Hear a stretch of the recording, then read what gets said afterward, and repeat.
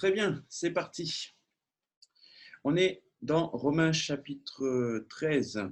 On avance vite, hein. Romains chapitre 13. Je pense qu'on va faire aujourd'hui 13 et 14 parce qu'ils sont vraiment pas très longs. Après, en fonction, bien entendu, de la consistance de ces passages. Très bien, je commence la lecture dans Romains chapitre 13. Que toute personne soit soumise aux autorités supérieures, car il n'y a point d'autorité qui ne vienne de Dieu. Et les autorités qui existent ont été instituées de Dieu. C'est pourquoi celui qui s'oppose à l'autorité résiste à l'ordre que Dieu a établi. Et ceux qui résistent attireront une condamnation sur eux-mêmes. Ce n'est pas une bonne action, c'est pas une mauvaise. Ce n'est pas pour une bonne action, c'est pour une mauvaise que les magistrats sont à redouter. Veux-tu ne pas craindre l'autorité? Fais le bien, et tu auras son approbation. Le magistrat est serviteur de Dieu pour ton bien. Mais si tu fais le mal, crains, car ce n'est pas en vain qu'il porte l'épée, étant serviteur de Dieu pour exercer la vengeance et punir celui qui fait le mal. Il est donc nécessaire d'être soumis, non seulement par crainte de la punition, mais encore par motif de conscience. C'est aussi pour cela que vous payez les impôts, car les magistrats sont des ministres de Dieu entièrement appliqués à cette fonction. Rendez à tous ce qui leur est dû, l'impôt à qui vous devez l'impôt, le tribut à qui vous devez le tribut, la crainte à qui vous devez la crainte et l'honneur à qui vous devez l'honneur. Bien. Merci Seigneur pour ta parole. Ok, donc là c'est simplement, Dieu nous exhorte simplement à être soumis aux autorités, soumis soumis à nos leaders, soumis à nos pasteurs également, soumis à l'autorité que Dieu a placée. D'accord? Par exemple, je vais vous lire donc le commentaire sur les autorités, que l'on comprenne bien. Dieu ordonne aux chrétiens d'obéir à l'État, car l'État est une institution établie par Dieu. Dieu a institué le gouvernement parce qu'en ce monde déchu, nous avons besoin de certaines restrictions pour nous protéger du chaos et de l'anarchie, qui sont une conséquence naturelle du péché. Le gouvernement civil, comme toute la vie d'ailleurs, est soumise à la loi de Dieu. Dieu a voulu que l'État soit un agent de justice qui limite le mal en punissant ceux qui le pratiquent et en protégeant ceux qui font le bien dans la société. Paul décrit le gouvernement tel qu'il doit être. Quand il abandonne ses propres fonctions, il ne vient plus de Dieu et n'opère plus selon son dessein. Par exemple, quand l'État exige que l'on agisse de manière contraire à la parole de Dieu, les chrétiens doivent obéir à Dieu plutôt qu'aux hommes ou aux autres hommes. C'est le devoir de tous les croyants de prier pour ceux qui occupent des positions d'autorité. C'est ce que Paul va dire plus tard dans Timothée. Donc là, on comprend bien que Dieu a mis en place des autorités, donc c'est-à-dire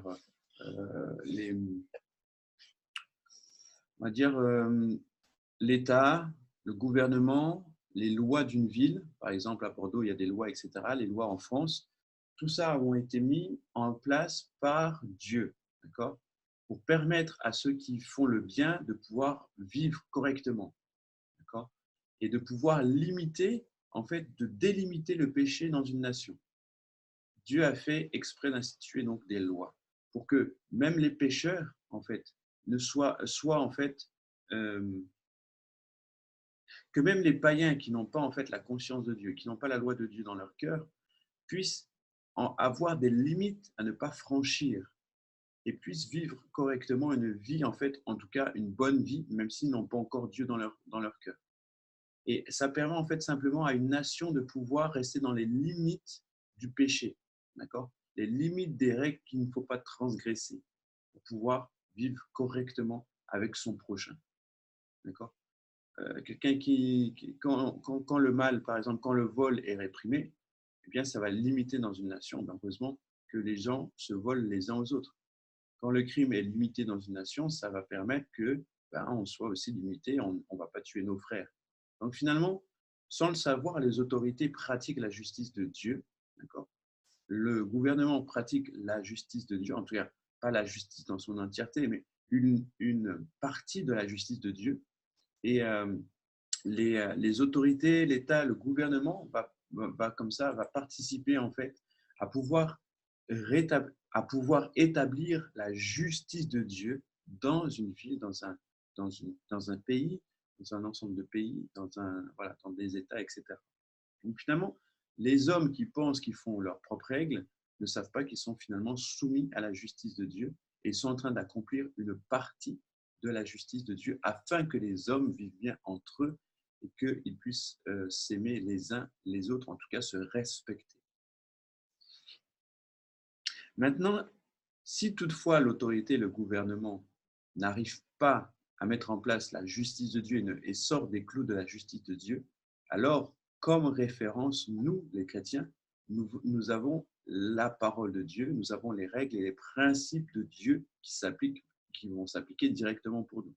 Je prends le cas de l'homosexualité, puisqu'on en a parlé dans Romains. Par exemple, l'homosexualité, si toutefois il y a des lois qui sont contraires, donc comme ça je réponds aux questions qui arrivent. Si toutefois vous avez donc des lois contraires comme l'homosexualité et qu'ils disent que c'est bien, eh bien, nous on dit que c'est mal, parce que Dieu dit d'abord que c'est mal. D'accord? Donc ça veut dire que nous, on est soumis en fait aux lois établies dans une ville, dans la limite de ce que Dieu nous permet d'être soumis. D'accord? C'est-à-dire que si c'est contraire à la loi de Dieu, eh bien nous écoutons la loi de Dieu et pas les lois des hommes. Voilà. Donc c'est pour ça qu'il est dit aussi, il faut payer les tribus, rendez à César ce qui est à César, hein, payer des impôts, car les magistrats sont des ministres de Dieu entièrement appliqués à cette fonction. Rendez à tout ce qui leur est dû, l'impôt à qui vous devez l'impôt, le tribut à qui vous devez le tribut, la crainte à qui vous devez la crainte, l'honneur à qui vous devez l'honneur.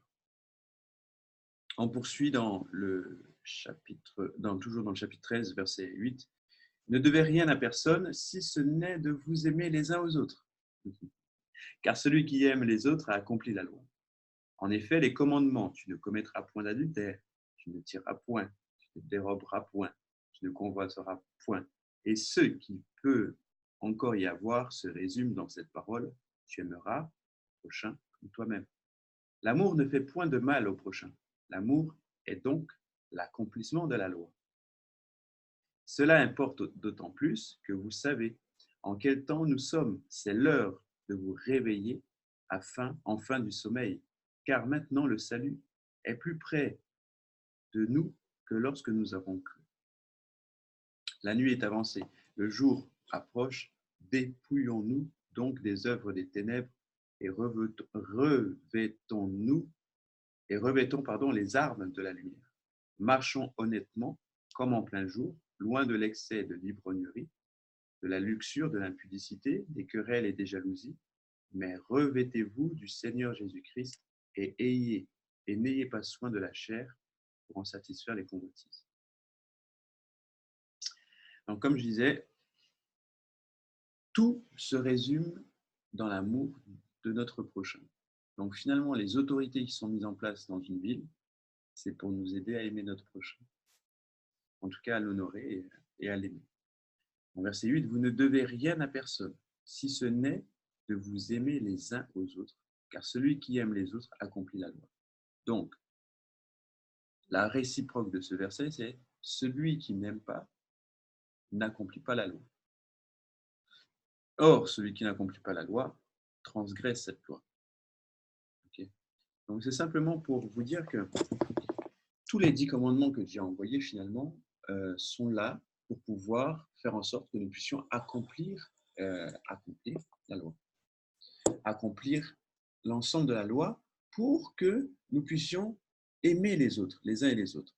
Vous vous rendez compte que toute la loi se résume en un seul verset. Ne fais pas de mal à ton prochain. Aime-le.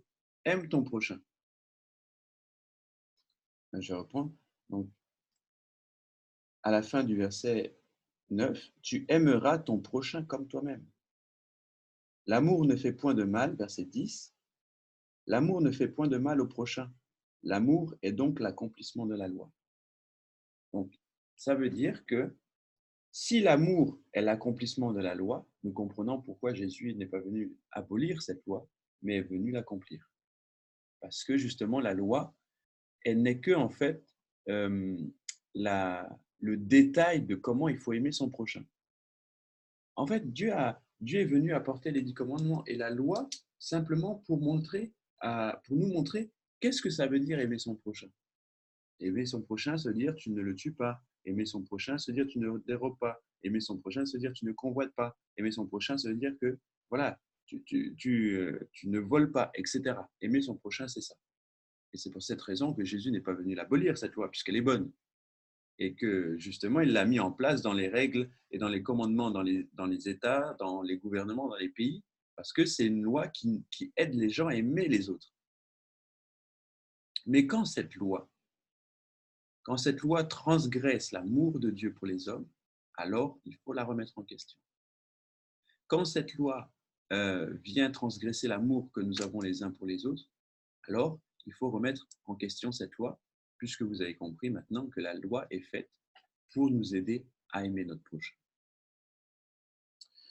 La dette, et vous avez souvent entendu parler de ça, la dette que nous avons pour les uns les autres, la dette que nous devons, le dû que nous devons à autrui, la dette que nous avons les uns envers les autres, c'est une dette d'amour. N'ayez jamais de dette d'amour, d'accord? Parce que Christ nous a aimé le premier, il nous a donné sa vie pour que justement nous puissions avoir la vie éternelle. Et Dieu nous demandera toujours d'aimer notre prochain. Donc, n'ayez jamais de dette d'amour. Il faut que tu arrives à aimer ton prochain. Il faut que tu puisses être en mesure d'aimer tes frères et sœurs dans l'Église, mais également d'aimer ceux qui sont à l'extérieur de l'Église, donc c'est-à-dire les païens. Et ça, tu n'as pas le droit d'avoir de dette d'amour, même vis-à-vis des païens, parce que la justice de Dieu concerne tous les hommes. Et la justice qui est dans l'État, que l'État a mis en place, concerne tous les hommes.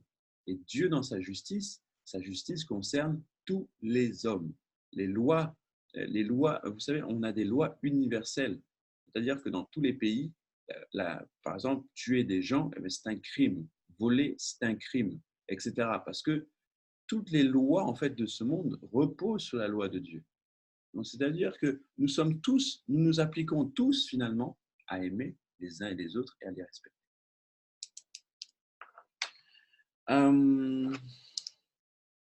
Verset 11. Cela importe d'autant plus que vous savez en quel temps nous sommes. C'est l'heure de vous réveiller en fin du sommeil, car maintenant le salut est plus près de nous que lorsque nous avons cru. Lorsque nous avons cru en Dieu, d'accord? Maintenant, il est encore plus proche parce que nous avons cru en Jésus-Christ. Voilà. La nuit est avancée, le jour approche. Dépouillons-nous donc des œuvres des ténèbres et revêtons les armes de la lumière. Marchons honnêtement, comme en plein jour, loin des excès de l'ivrognerie, de la luxure, de l'impudicité, des querelles et des jalousies. Donc en fait, ne soyez pas hypocrites. Vivez votre vie vraiment de manière à ce que tout le monde puisse la voir, mais vivez-la bien, parce que le jour est proche, puisque Jésus avait déjà dit, dans les jours de la fin, trouverai-je encore de la foi, on changera le bien en mal, on appellera mal le bien et bien ce qui est mal. D'accord? Et aujourd'hui, pareil, dans la société, on appelle déjà ce qui est mal aux yeux de Dieu, on l'appelle bien. Par exemple, l'homosexualité, c'est une petite infime partie de tout ce qui est contraire à Dieu. La nuit est avancée, le jour arrive, revêtons les armes de lumière.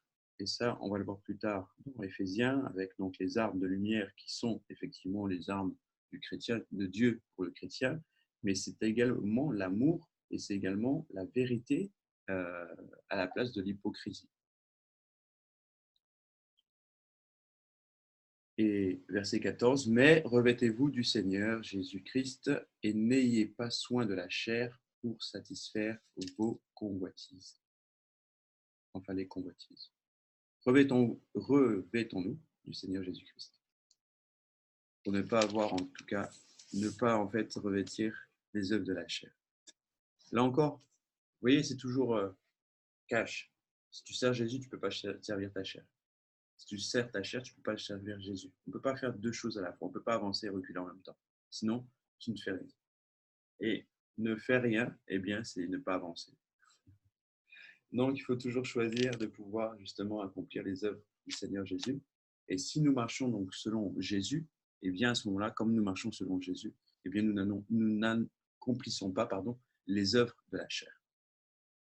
Bien, il est 6 heures. On va poursuivre dans le passage donc, de Romains 14. Excusez. Ok. Romains chapitre 14.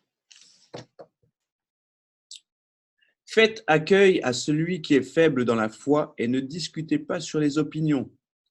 Tel croit pouvoir manger de tout, tel autre qui est faible ne mange que les légumes.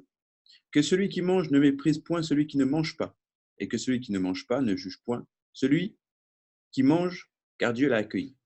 Qui es-tu, toi qui juges un serviteur d'autrui? S'il se tient debout ou s'il tombe, cela regarde son maître. Mais il se tiendra debout, car le Seigneur a le pouvoir de l'affermir.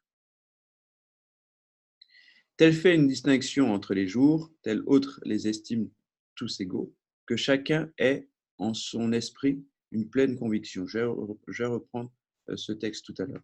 On va déjà faire un point par rapport au verset 1 à 4.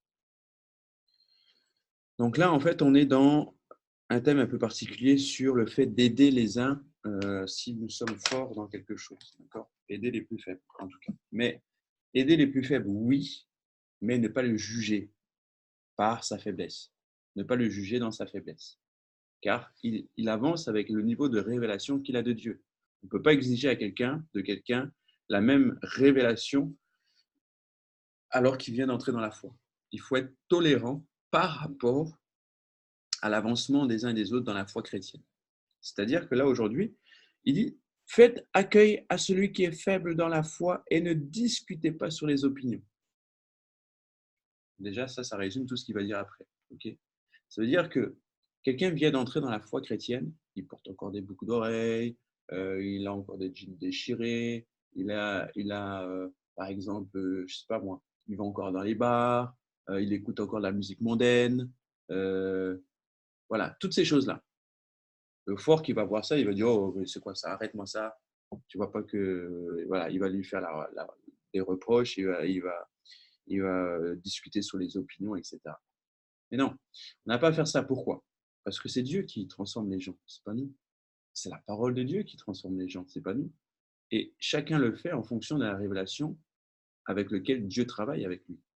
Donc, c'est-à-dire que pendant que toi, tu regardes par exemple l'aspect physique de tout ce qu'il fait ou tout ce qu'il ne fait pas avec Dieu, Dieu est en train de travailler son caractère. Et Dieu est celui qui est le maître de ses disciples. Dieu est le maître de ses disciples. Donc Dieu prend soin de ses serviteurs. Dieu prend soin de ses petits. Dieu prend soin de ceux qui arrivent dans la foi. Donc pourquoi nous, en fait, on va faire celui qui est maintenant le boss? Ouais, moi j'ai réussi à me passer de ça. Toi aussi, qu'est-ce que tu fais? Et tout ça. Non, non, il ne faut pas faire ça. Faites accueil à celui qui est faible dans la foi et ne discutez pas sur les opinions. Chacun peut avoir ses opinions. Chacun peut avoir ses opinions, en tout cas. Celui qui arrive dans la foi, celui qui est faible dans la foi, aura forcément ses opinions. Maintenant, si vous voyez que quelqu'un est toujours dans le péché alors que ça fait au moins 3 ans qu'il est dans la foi chrétienne, il y a un petit problème. Il y a un petit problème dans sa foi, dans sa vie chrétienne surtout. Il faut qu'il puisse y remédier.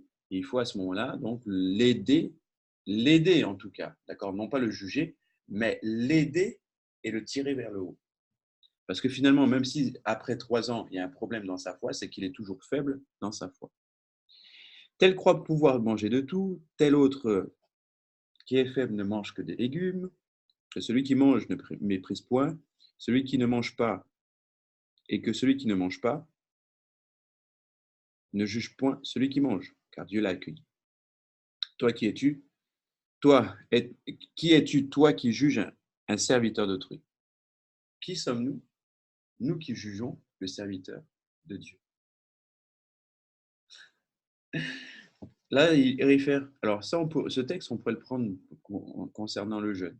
Le jeûne et la prière. Il y en a qui jeûnent de, voilà, de viande, il y en a qui jeûnent de légumes, il y en a qui jeûnent à sec, il y en a qui jeûnent partiellement, etc. Ça, on pourrait le prendre par rapport au jeûne. Donc, on n'a pas à juger les gens. Ils travaillent en fonction de la révélation qu'ils ont de Dieu. Mais en fait, ce passage-là, il concerne, euh, il concerne les chrétiens et les juifs. Parce que les juifs, à l'époque, n'avaient pas le droit de manger, voilà, de la viande, par exemple, de porc. N'avaient pas, n'avaient pas le droit de manger du cochon. N'avaient pas le droit de manger, en fait, de la viande des idoles, etc. Il y avait plein de choses, d'accord? Et les païens, ils arrivent, en tout cas les non-juifs, ils arrivent, ils mangent devant eux la viande de porc. Ils font plein de trucs qui sont contraires, en fait, à la loi qu'ils ont reçue de Dieu. Et là, en fait, ils disent, mais non. Et là, en fait, il y a eu des discordes et chacun discutait, en fait, des opinions. D'accord? Mais Jésus a dit à un moment donné, et Paul le dira par la suite, ce n'est pas ceux qui rentrent dans mon corps, hein, qui vient me salir, mais c'est ceux qui en sortent. Donc on voit, en fait, il ne faut pas discuter de tout ça. Ce sont en fait simplement des choses, des choses qui concernent Dieu et son serviteur. Et aux mesures de la révélation de Dieu, à ce moment-là, au fur et à mesure, Dieu va changer son serviteur, il va l'affermir dans sa foi, il va lui dire ce qui est bon, ce qui n'est pas, ce qui est pas bon, et il va tout simplement affermir la personne dans la foi. Mais ce n'est pas à nous en fait de juger cette personne. On peut l'aider, on peut aider celui qui est faible dans la foi, lui expliquer les choses, mais on n'a pas besoin de le juger par rapport à ce qu'il fait, d'accord? Et surtout, on n'a pas besoin de le tenir écarté de nous parce qu'il fait des choses contraires à ce qu'on fait, malgré qu'il soit dans la foi. Nous, on va simplement l'aider. Verset 4, s'il se tient debout ou s'il tombe, cela regarde son maître. Mais il se tiendra debout, car le Seigneur a le pouvoir de l'affermir. Donc, toujours faire confiance à ce que Dieu est en train d'affermir son prochain. Dieu est en train d'affermir ceux qui viennent dans la foi. Donc, toujours faire confiance au Saint-Esprit, parce que si nous sommes rendus là où nous sommes, si nous sommes forts dans la foi, c'est bien à cause de Jésus-Christ, parce que le Saint-Esprit nous a remplis, le Saint-Esprit nous a affermis. Donc ce que Christ a fait avec nous, il le fera aussi avec vous, tout simplement. Et avec les autres, ceux qui vont arriver, parce que le Seigneur a le pouvoir d'affermir ses serviteurs. Je poursuis au verset 5. Tel fait une distinction entre les jours, tel autre les estime tous égaux, que chacun ait en son esprit une pleine conviction. Celui qui distingue entre les jours, agit ainsi pour le Seigneur. Celui qui mange, c'est pour le Seigneur qu'il mange, car il rend grâce à Dieu. Celui qui ne mange pas, c'est pour le Seigneur qu'il ne mange pas, et il rend grâce à Dieu. En effet, nul ne vit pour lui-même, et nul ne meurt pour lui-même, car si nous ne vivions, car si nous ne vivons pour attendez, car si nous ne vivons, nous vivons pour le Seigneur. Car si nous vivons pour le Seigneur. Et si nous mourrons pour le Seigneur. Soit donc nous vivons, soit nous mourions, nous sommes au Seigneur. Tout simplement. Là, il est en train de dire la même chose de ce qu'il disait un peu plus haut par rapport à la nourriture, mais il le fait en fait sous d'autres exemples par rapport au calendrier, par rapport donc au jour du sabbat, par rapport à celui qui mange, qui ne mange pas, celui qui meurt, qui ne meurt pas, voilà, celui qui vit pas. Tout ça, tout est fait en fait pour glorifier Dieu et tous ceux qui sont à Christ glorifieront Dieu, quel que soit en fait ce qu'ils pensent. C'est tout. Verset 9. Car Christ est mort et il a vécu afin de dominer sur les morts et les vivants. Mais toi, pourquoi juges-tu ton frère? Ou toi, pourquoi méprises-tu ton frère? Puisque nous comparaîtrons tous devant le tribunal de Dieu, car car il est écrit, je suis vivant, dit le Seigneur. Tout genou fléchira devant moi et toute langue donnera gloire à Dieu. Ainsi chacun de nous rendra compte à Dieu pour lui-même. Chacun de nous rendra compte, donc chacun de nous rendra des comptes à Dieu pour nous-mêmes. Ne nous jugeons donc plus les uns les autres, mais pensez plutôt à ne rien faire qui soit pour votre frère une pierre d'achoppement ou une occasion de chute. Là, je mets vraiment un point important par rapport à ça, dans le sens où on aime bien nous juger, hein. On aime bien faire ah oui, ce que tu fais, c'est pas bien, etc. Mais là où Dieu est exigeant, c'est le fait de ne pas être une pierre d'achoppement pour les autres. Pensez plutôt à ne rien faire qui soit pour votre frère une pierre d'achoppement ou une occasion de chute. C'est-à-dire que ce verset-là s'applique pour les faibles dans la foi et pour les forts dans la foi. D'accord? C'est-à-dire que quelqu'un aujourd'hui qui est affermi qui est vraiment affermi dans sa vie chrétienne, il va peut-être choquer celui qui vient dans la foi parce qu'il ira dans un bar pour prêcher l'évangile. D'accord? Ça peut choquer les gens, hein, de voir des gens aller dans un bar pour évangéliser. Ça peut choquer des personnes de voir que une autre personne va discuter avec des personnes qui sont de mauvaise vie. Jésus a été un scandale pour les Juifs parce qu'il était accompagné de personnes de mauvaise vie, en tout cas qui paraissaient, oui, enfin, des personnes de mauvaise vie qui ont accepté Jésus, ça c'est sûr, mais Jésus a été un scandale par là aussi. D'accord, les gens le jugeaient parce il était accompagné en fait de Marie de Magdala qui était prostituée, par exemple. D'accord, il était accompagné, voilà, du collecteur d'impôts et tout ça. Voilà, il y a eu plusieurs choses qui ont fait que les gens étaient choqués, mais mais Jésus savait ce qu'il faisait. D'accord. Donc, il ne faut pas nous juger les uns les autres, mais nous-mêmes nous devons faire attention dans la limite des choses pour ne pas être une occasion de chute pour nos frères. Se dire quoi exactement ne pas être une occasion de chute? C'est-à-dire que il faut éviter à tout prix de scandaliser nos frères et nos sœurs pour pas qu'ils puissent pécher en nous jugeant. Donc, il faut éviter à tout prix de pouvoir scandaliser et donner une occasion à nos frères et sœurs de nous juger. D'accord? Car en cela, ils pécheront, puisqu'on ne juge pas un serviteur, il y a que son maître qui le juge et rendra des comptes seulement à son maître. D'accord? Donc, il faut éviter au maximum de pouvoir scandaliser nos frères dans la foi pour pas que nous soyons une occasion de chute. D'accord? Au-delà donc du fait de juger et tout ça, puisqu'on est vraiment dans le contexte de juger ou de ne pas juger, au-delà de tout ça, faites attention aussi, par exemple, euh, de ne pas entraîner votre frère dans le péché par la querelle, par exemple, par la convoitise, par le vol, par le mensonge. Faites attention de ne pas être une occasion de chute pour celui-ci. Parce que si vous êtes une occasion de chute pour l'un des petits, c'est devant le Seigneur que vous le faites. Donc vous êtes une occasion de chute pour un des serviteurs de Dieu. Donc vous êtes deux fois coupable. Vous êtes une fois coupable parce que vous péchez et vous faites pécher l'autre. Donc surtout par rapport si toutefois vous êtes une occasion de chute vous-même et que vous entraînez donc d'autres personnes. Verset 14. Je sais et je suis persuadé par le Seigneur Jésus que rien n'est impur en soi et qu'une chose n'est impure que pour celui qui la croit impure. Donc là, il fait appel à la conviction de chacun, d'accord, par rapport et devant Dieu. Et c'est surtout par rapport à la nourriture qu'il le disait. Mais si pour un aliment, ton frère est attristé, tu ne marches plus selon l'amour. Ne cause pas par ton aliment la perte de celui pour lequel Christ est mort.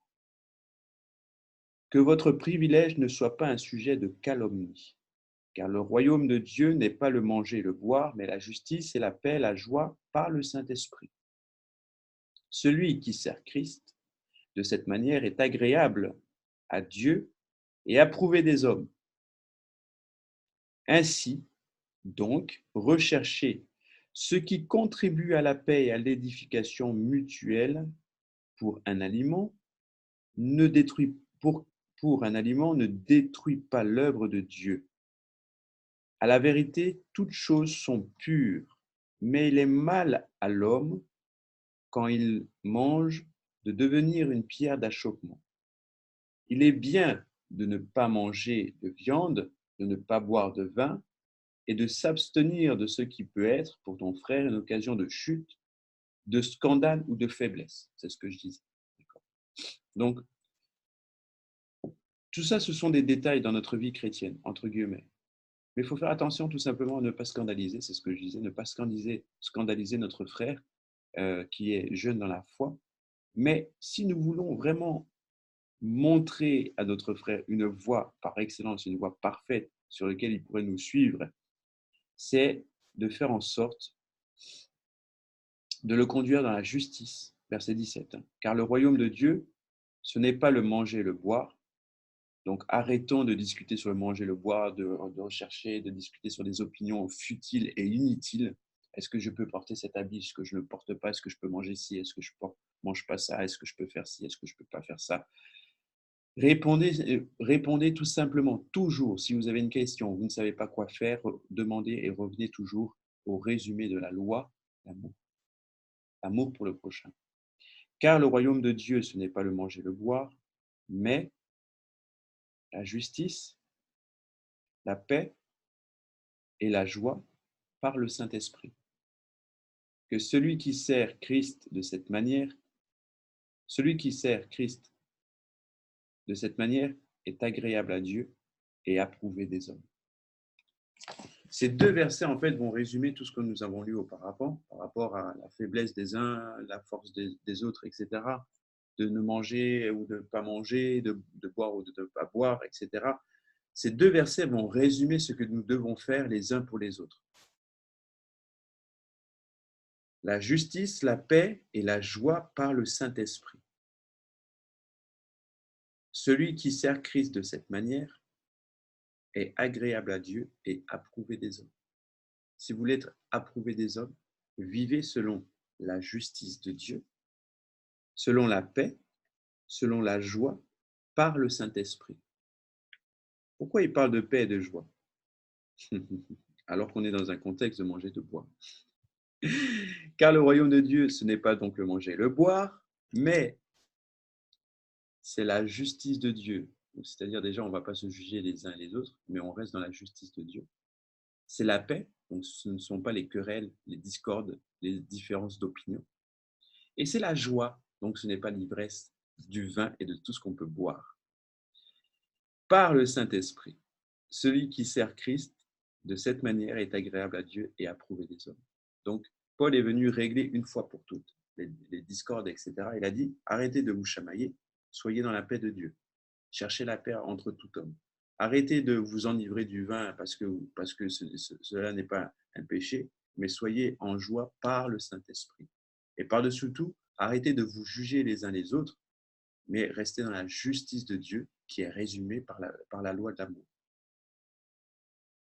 Celui qui sert Christ de cette manière, donc celui qui sert Christ par rapport à cette loi d'amour, est agréable à Dieu et approuvé des hommes. Donc, c'est-à-dire qu'en pratiquant la justice, la paix et la joie, nous serons, non, la justice, la paix et la joie par le Saint-Esprit, nous serons, approuvés de Dieu, mais comme nous faisons le bien, en tout cas, comme nous faisons ce qui est bon et juste devant Dieu, nous serons également approuvés des hommes. Ça veut dire que nous ne serons plus une occasion de chute pour nos frères et pour nos sœurs. D'accord? Donc le mieux, c'est de pouvoir justement travailler à ce que dans notre vie, nous puissions pratiquer la justice de Dieu, la paix et la joie. La paix avec tous les hommes et la joie également par le Saint-Esprit. D'accord? Verset 19. Ainsi donc, recherchons ce qui contribue à la paix et à l'édification mutuelle. Pour un aliment, ne détruis pas l'œuvre de Dieu. Pour un aliment, ne détruis pas l'œuvre de Dieu. À la vérité, toutes choses sont pures. Mais il est mal à l'homme, quand il mange, de devenir une pierre d'achoppement. Il est bien de ne pas manger de viande, de ne pas boire de vin, et de s'abstenir de ce qui peut être pour ton frère une occasion de chute, de scandale ou de faiblesse. Donc si tu sais que tu es avec quelqu'un qui est faible dans la foi, d'accord? En fait, dans l'amour, il faut savoir se mettre au niveau de l'autre. Je parle au niveau du plus faible. Donc si tu es fort dans la foi, mais tu sais que ton frère est faible encore, abstiens-toi de manger de la viande devant lui. Et là, il parle aux païens donc, de Rome, aux chrétiens, aux non-juifs, je vais y arriver au fur et à mesure, aux non-juifs. Il dit, bon, toi qui es fort dans la foi, reçois et aide le juif qui vient de croire en Jésus, aide-le en faisant en sorte que quand tu es avec lui, ne mange pas la viande pour que tu n'aies pas une occasion de scandale pour lui. D'autres personnes diront et se poseront la question, mais est-ce que en faisant ça, je ne suis pas hypocrite? Parce que je ne mange pas devant lui, mais en même temps, je mange quand même derrière lui. Mais tu le fais devant qui d'abord? Tu le fais devant Dieu. Donc devant Dieu, tu n'es pas hypocrite. Et c'est ça le plus important. Ce n'est pas devant les hommes que tu vas être jugé, mais c'est devant Dieu. Par contre, si tu montres à quelqu'un que tu es super spirituel et que derrière tu es un super pécheur, tu es hypocrite parce que tu le montres, mais tu es aussi hypocrite envers Dieu. D'accord? Donc c'est surtout intéressant de voir ça. Alors, dans le premier verset, verset 14, c'est faites accueil à celui qui est faible dans la foi, ne discutez pas sur les opinions. Et là, ensuite, on revient donc dans ce passage, verset 21, il est bien de ne pas manger de viande, de ne pas boire de vin et de s'abstenir de ce qui peut être une occasion pour être pour ton frère une occasion de chute, de scandale ou de faiblesse. D'accord? Donc, pour pouvoir aider celui qui est faible dans la foi, il faut que nous qui sommes forts, nous puissions certes le tirer vers le haut, mais également savoir s'abaisser à son niveau de foi pour l'aider à mieux comprendre et pour l'aider à ne pas pécher et que nous puissions ne point être une occasion de chute pour lui, une pierre d'achoppement, une occasion de péché. Donc tout ce que nous pouvons faire pour aider les uns et les autres à ne pas pécher, il faut le faire. Voilà qui change beaucoup de choses dans notre vie chrétienne et dans l'accomplissement de notre vie chrétienne. On va terminer. Alors, on sera obligé de prendre une partie du chapitre 15. Et je ne pourrais pas terminer le chapitre 15, sinon ça va faire un peu long. Donc, ce que je vais faire, je vais entamer, donc on est au verset 22, et je vais terminer au chapitre 15, verset 13. Et demain, on continue à partir du verset 14. Ok. Cette loi que tu as, garde-la pour toi, devant Dieu. Heureux celui qui ne se condamne pas lui-même dans ce qu'il approuve. Mais celui qui a des doutes au sujet de ce qu'il mange est condamné parce qu'il n'agit pas par conviction. Tout ce qui n'est pas le produit d'une conviction est péché. On y reviendra. Nous qui sommes forts, nous devons supporter les faiblesses de ceux qui ne le sont pas et ne pas nous complaire à nous-mêmes. Que chacun de nous complaise au prochain pour ce qui est bien en vue de l'édification. Car Christ ne s'est point complu en lui-même, mais selon ce qu'il écrit, les outrages de ceux qui t'insultent sont tombés sur moi. Or, tout ce qui a été écrit d'avance l'a été pour notre instruction, afin que par la patience et par la consolation que donnent les Écritures, nous possédions l'espérance. Je vais vous lire le commentaire de ce premier passage. Notre mépris des convictions des autres au bénéfice de ce qui nous plaît contribue à la destruction de l'œuvre de Dieu.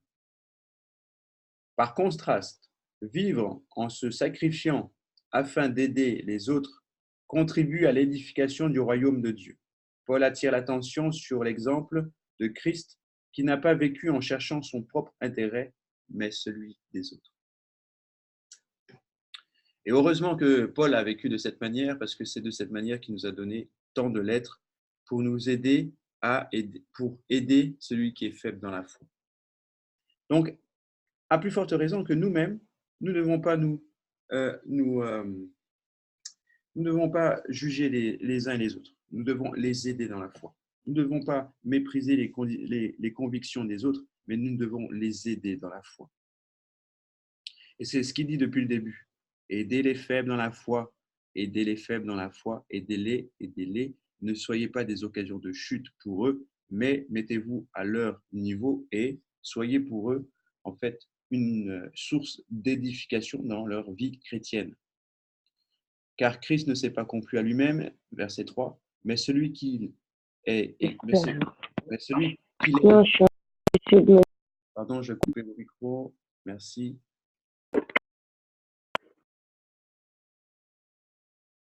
Ok. Verset 3, coupez bien vos micros, s'il vous plaît.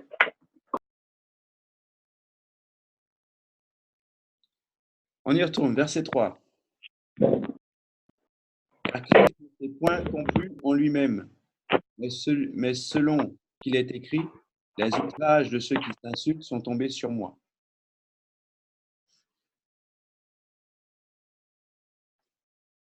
Or, tout ce qui a été écrit d'avance l'a été pour notre instruction, afin que par la patience et par la consolation que donnent les Écritures, nous possédions l'espérance.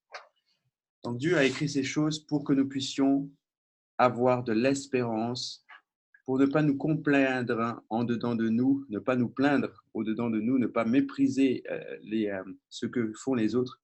Mais comme Christ ne s'est pas complaint, ne s'est point complu en lui-même, mais selon qu'il a été écrit, les outrages de ceux qui t'insultent sont tombés sur moi. Ça veut dire que Dieu, en fait, a accepté tous les jugements, toutes les critiques que les gens faisaient, et pour ne pas être une occasion davantage de chute pour eux.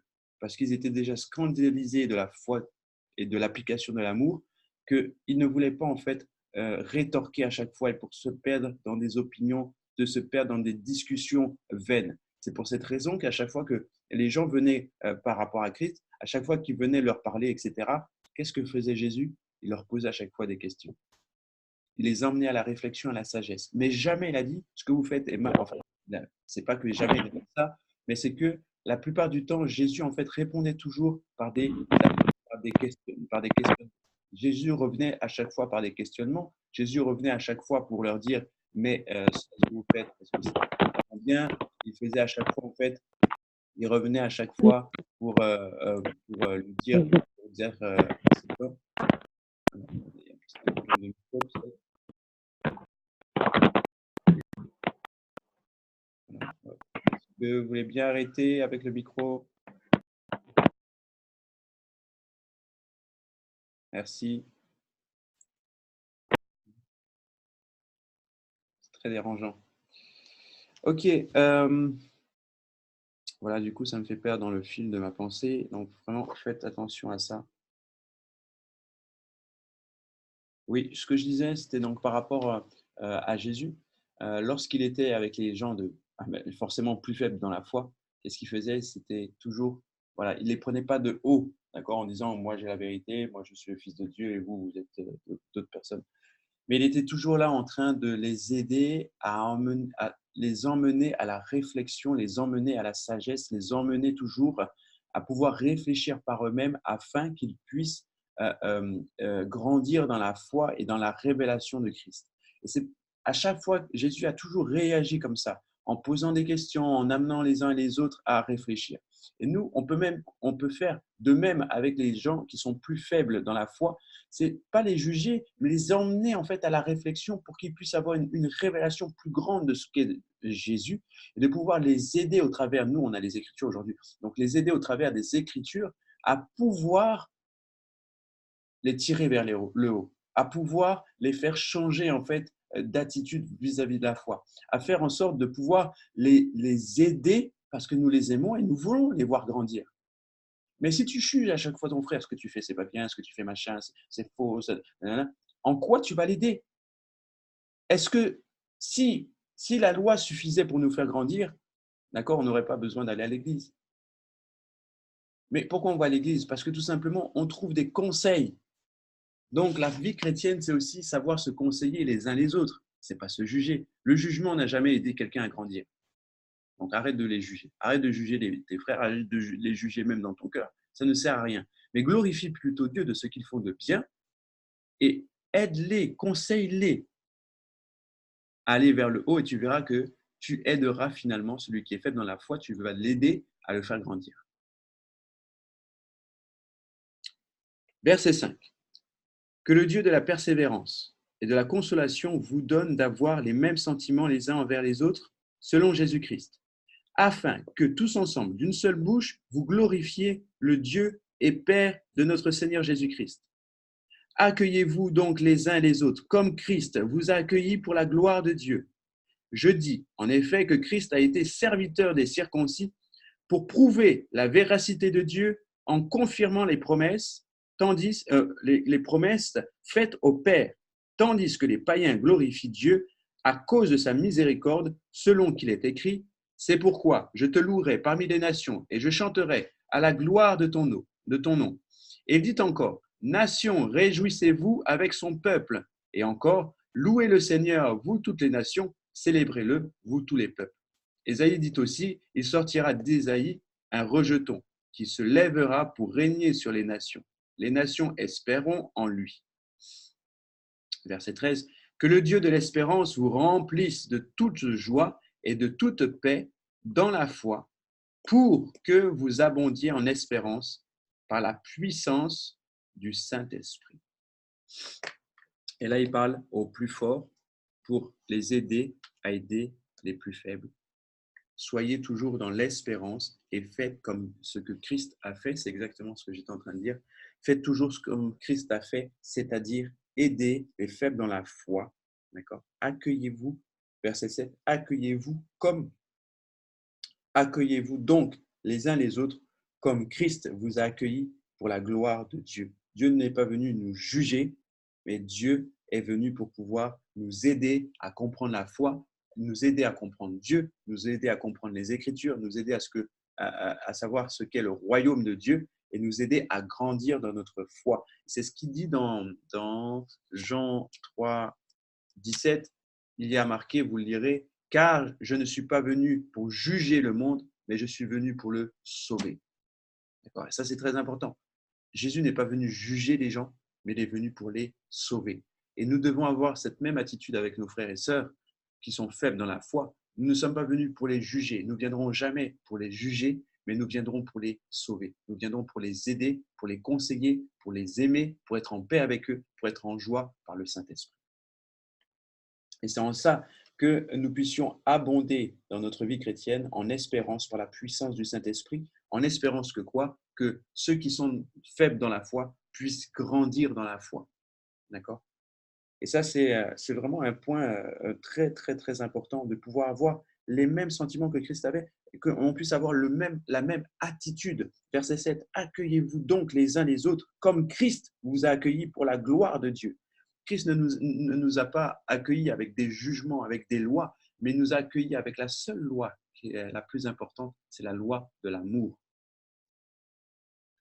Donc, que nous puissions nous faire de même. Donc voilà, j'ai fini de pouvoir aborder donc, les versets, les chapitres 13 par rapport à la soumission aux autorités, par rapport aussi à, je ne dis pas de bêtises, au fait de pouvoir nous aimer les uns les autres, au fait de pouvoir aider les plus faibles dans la foi. Finalement, les chapitres 13 et 14 et début du chapitre 15 se résument en quoi ? Se résument tout simplement à aimer notre prochain comme nous-mêmes.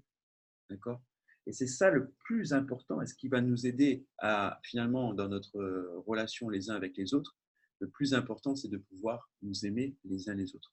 Donc, c'est-à-dire aider l'autre dans la foi et ne pas le juger. Et vous verrez que si vous arrivez à ne pas juger les uns les autres, vous allez vivre en paix avec eux.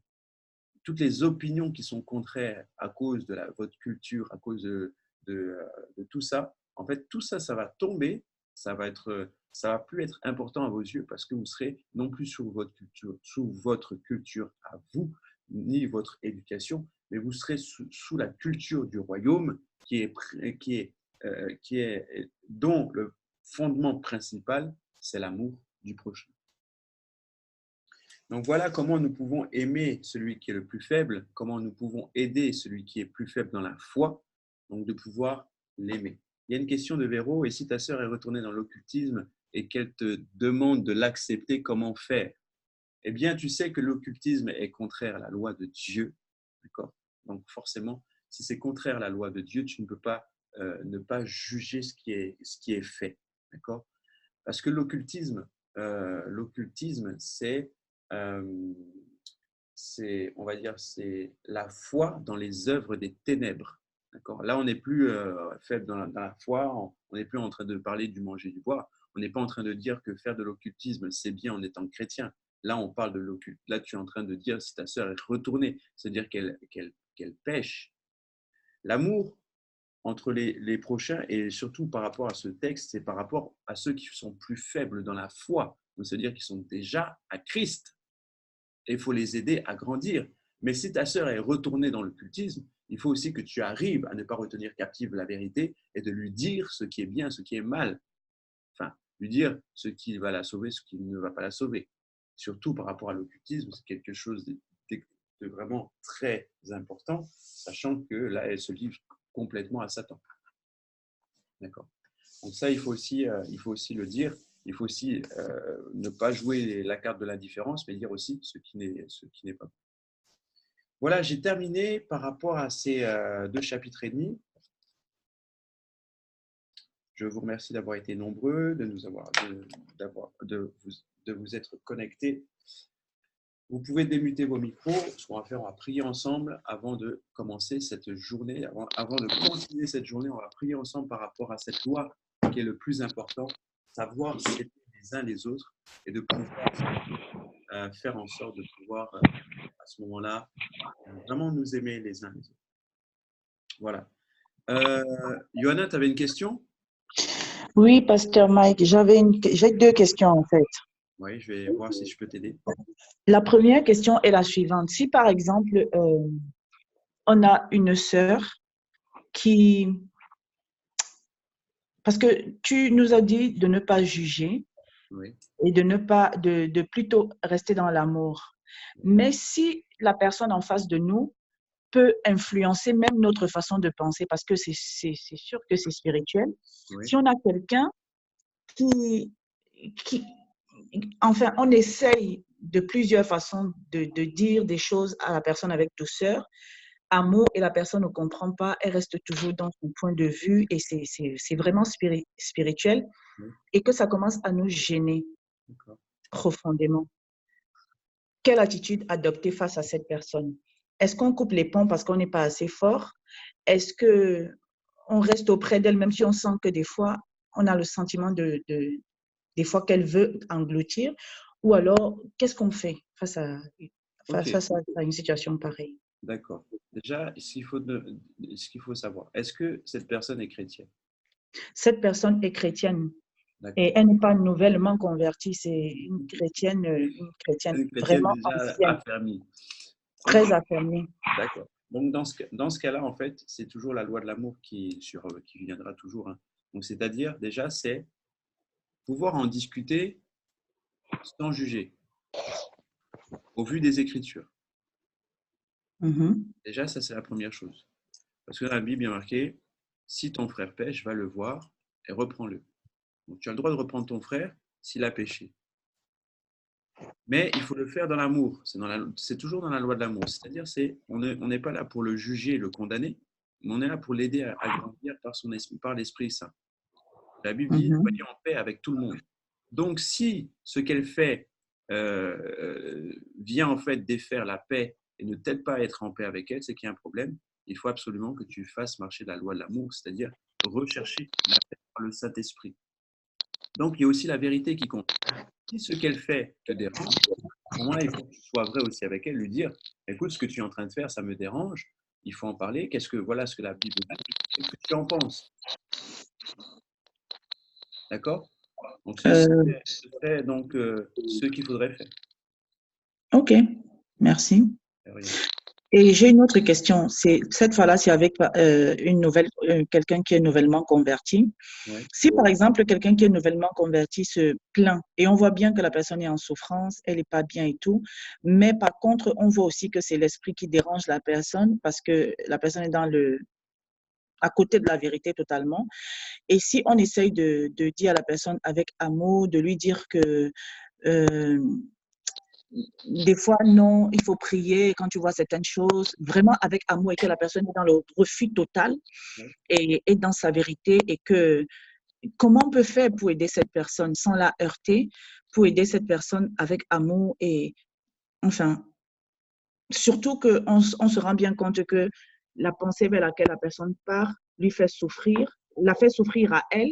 Comment Et pourtant, elle n'est pas dans la vérité. Comment, à ce moment, on peut lui expliquer, sans lui dire que non, tu n'es pas dans la vérité? Parce que moi, par exemple, je vais prendre un exemple. La personne, elle pense quelque chose et je lui dis non, même si c'est la vérité ce que tu as pensé, je ne veux même pas aller contre ta pensée. Et cette attitude, prie pour la personne par amour parce que tout le monde n'a pas le monopole de la vérité et tout, et que la personne n'est pas satisfaite d'une réponse, par exemple, comme ça. Qu'est-ce qu'on peut faire pour venir en aide à ce moment-là à cette personne? À ce moment-là, la première chose, c'est déjà de prier pour elle, mais pas forcément avec elle. C'est-à-dire que déjà, la première chose à faire, c'est que tu mets son sujet de prière tous les jours devant la face de Dieu et tu pries sans cesse pour elle. D'accord. La deuxième chose, c'est qu'il faut prier avec elle. Et ça, il faut prendre du temps avec elle et prier avec elle. D'accord. Parce que le problème, souvent, on cache un autre. Des fois, on se met à fond, on est à fond sur un problème, mais la solution est ailleurs. Donc, en fait, il y a l'Esprit de Dieu qui va te montrer quelle est la solution par rapport à elle. C'est-à-dire que ce problème, tu l'as peut-être déjà rencontré avec d'autres personnes et la solution était simple, il fallait simplement parler avec eux et c'est bon.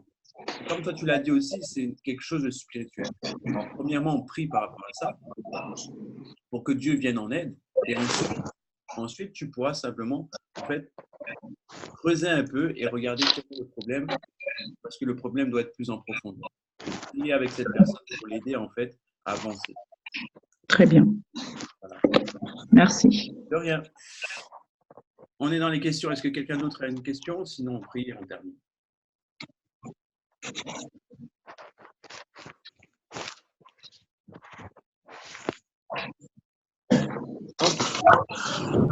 On va prier donc par rapport à l'amour et que nous puissions vraiment aimer notre prochain, aimer ceux qui sont faibles dans la foi. Ne pas les juger, ne pas juger, enfin ne pas avoir une opinion trop haute non plus de nous-mêmes, mais que nous puissions donc déjà les aimer.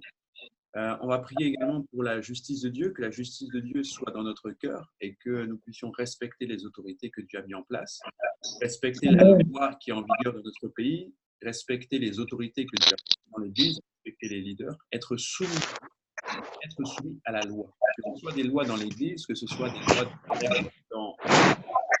dans la nation, nous puissions être soumis à ces règles. Et de toute façon, on sera d'abord soumis aux règles du royaume des cieux. D'accord? Parce que tout simplement, c'est l'unité et l'unité, tout simplement, que le mal aille plus loin. D'accord? On va vraiment prier pour ça. Éternel, mon Dieu, pour cette parole qui nous a encore, Seigneur, Dieu, merci Seigneur, parce que tu es bon, parce que tu es grand, parce que tu es roi. Merci Seigneur pour ta parole, Seigneur, que Mon Dieu, pour ta parole, qui donne la force majeure, ce pilier, le fondement même de l'amour, ton amour a motivé pas, Seigneur mon Dieu, largement sur la croix, Seigneur mon Dieu, c'est dans l'amour de ton Fils. L'amour de Dieu qui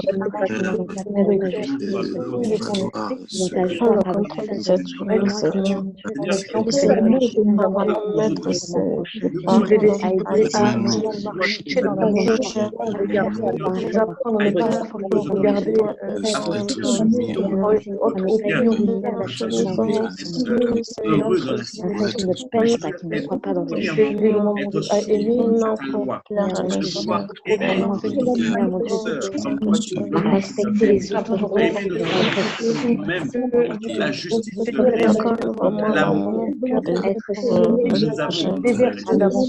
être Seigneur, à pouvoir soutenir ce qui est vrai dans l'église, dans le jugement.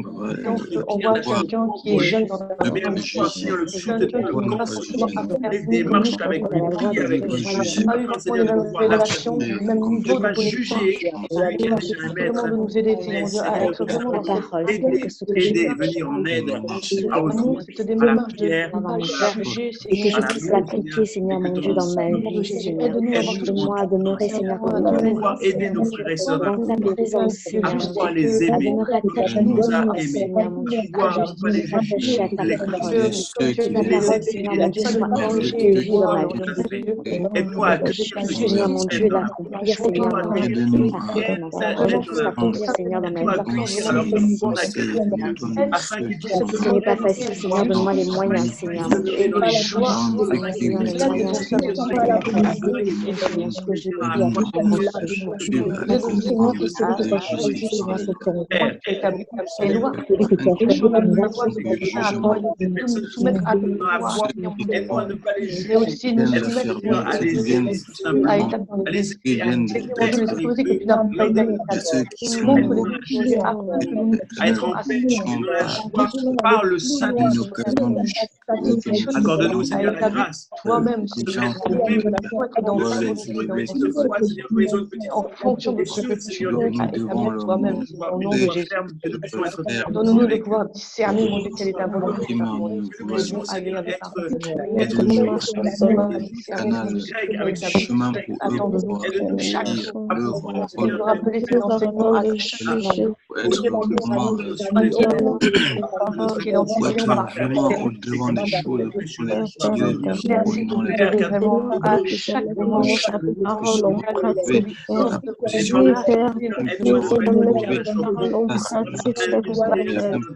Bâtir dans notre vie, le Père dans la famille, dans soir, oreilles, femmes, chacun, je bénis la journée de chacun, et que ton nom soit avant la Amen. Je vous souhaite à tous une très bonne journée. Seigneur, si vous glorifiez encore dans votre vie aujourd'hui. Le seul mot d'ordre que j'aurais à vous donner, c'est aimez-vous les uns les autres comme Dieu vous a aimé en premier. Amen. Amen. Tous bénis. Amen. Amen. Bye, à demain. À demain. Bonne journée. Soyez bénis. Et bonne Soyez journée. tous bénis. Amen, amen. Merci.